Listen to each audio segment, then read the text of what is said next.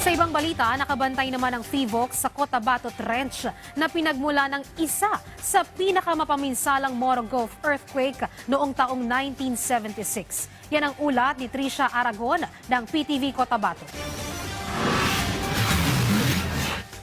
Dahil sa sunod-sunod na malalakas na lindol na yumanig sa Davao Region at iba pang bahagi ng Mindanao, hinikayat ng Philippine Institute of Volcanology and Seismology o PHIVOLCS Cotabato ang mga naninirahan malapit sa Cotabato Trench na palaging maghanda. Ayon kay Engineer Rainier Amilbahar ng PHIVOLCS Cotabato, patuloy nilang binabantayan ang Cotabato Trench na maging dahilan sa mapinsalang 1976 Moro Gulf earthquake. Ang makasaysayang tectonic earthquake na yumanig sa katimugang bahagi ng Pilipinas noong August 17, 1976 ay may lakas na magnitude 8.1 at tumama sa ilalim ng Moro Gulf dakong alas 12:11 ng madaling araw. Sinundan ito ng mapinsalang tsunami na mayroong taas hanggang 9 na metro na kumitil sa buhay ng libo-libong Pilipino sa mga baybaying lugar ng Mindanao. Tinamaan nito ang mga lalawigan ng Sultan Kudarat, Cotabato, Zamboanga del Sur, Basilan at iba pang mga lugar sa paligid ng Moro Gulf.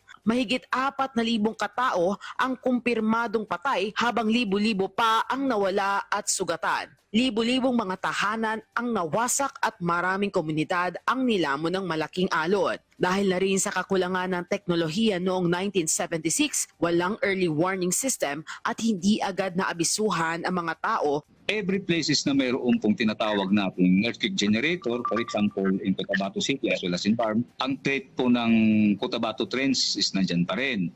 Ang gumalaw po doon sa Davao Oriental is ang Philippine Trench. Ang segment niya dito banda sa Davao na segment, kasi hati-hati po yan kasi alam natin na mahabang-mahaba po yung Philippine Trench mula Luzon hanggang dito po sa Mindanao. Bagamat matagal nang walang paggalaw, mayroong posibilidad pa rin na malakas na lindol at tsunami mula sa Cotabato Trench. Kaya naman, pinayuhan din ng PHIVOLCS Cotabato ang mga bahay at establishmento sa lalawigan na mag-retrofitting na sa mga lumang gusali upang maiwasan ang pagguho. Iginiit ng PHIVOLCS Cotabato na hindi lindol ang pumapatay kundi ang pagbagsak ng estruktura.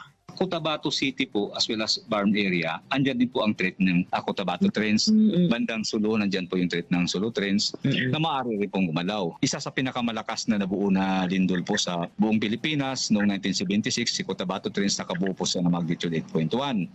Now, possible siyang maulit-uli. Panawagan ng PHIVOLCS maging alerto, magplano at makiisa sa mga programa para sa kaligtasan ng lahat dahil walang sinuman at anumang instrumento ang makakapagsabi kung kailan tatama muli ang sunod na malakas na lindol.